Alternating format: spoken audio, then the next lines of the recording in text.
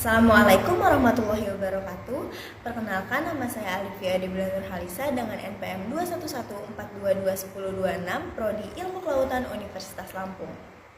Asal sekolah saya SMA Negeri 1 Karawang. Hobi saya bernyanyi, mendengarkan lagu, dan menulis. Alasan saya menjadikan ilmu kelautan sebagai prodi pilihan saya karena ilmu kelautan merupakan ilmu yang multidisipliner yang mengharuskan saya untuk mempelajari banyak sekali bidang, dan tentunya hal tersebut merupakan hal yang baru bagi saya dan pastinya dapat berguna bagi saya di kemudian hari.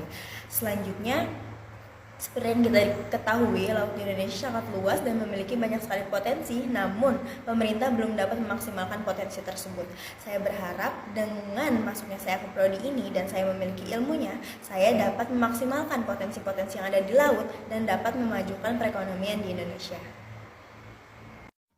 Saya di sini akan menjelaskan secara singkat mengenai sejarah perkembangan bahasa Indonesia. Bahasa Indonesia merupakan bahasa yang dikembangkan dari bahasa Melayu. Pada masa itu, bahasa Melayu merupakan bahasa yang digunakan di Nusantara, bahkan di Asia Tenggara.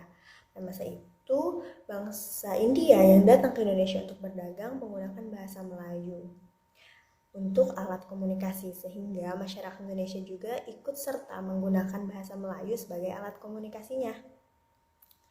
Selanjutnya, seiring berjalannya waktu, muncullah padanan-padanan kata lain yang diserap dari berbagai bahasa, seperti bahasa Sanskerta, bahasa Persia, bahasa Arab, dan bahasa Eropa. Karena banyaknya padanan kata baru, karena banyaknya kata yang diserap, akhirnya muncullah perbedaan bahasa di setiap daerah. Maka dari itu, pada tahun 1928, para pemuda berpikir jika di Indonesia memiliki banyak sekali bahasa yang berbeda-beda, maka akan terjadi kekacauan. Maka dari itu, para pemuda membuat bahasa persatuan, yaitu bahasa Indonesia.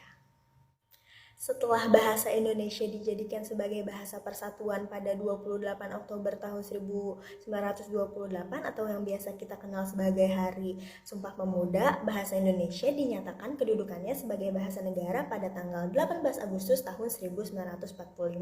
Karena pada saat itu Undang-Undang Dasar 1945 disahkan sebagai Undang-Undang Dasar Negara Republik Indonesia.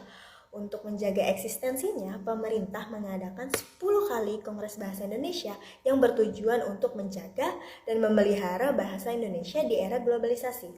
Pada tahun 2003, bulan Oktober dijadikan sebagai bulan bahasa. Menjaga eksistensi dari bahasa Indonesia sendiri merupakan salah satu upaya bela negara. Disebutkan pada pasal 27 ayat 3 Undang-Undang Dasar Negara Republik Indonesia tahun 1945 tertulis bahwa setiap warga negara berhak dan wajib ikut serta dalam usaha pembelaan negara. Salah satu upaya yang dapat dilakukan yaitu dengan menjaga keutuhan bahasa Indonesia sebagai bahasa persatuan dan bahasa nasional guna menjaga pertahanan dan keutuhan bangsa dari dalam.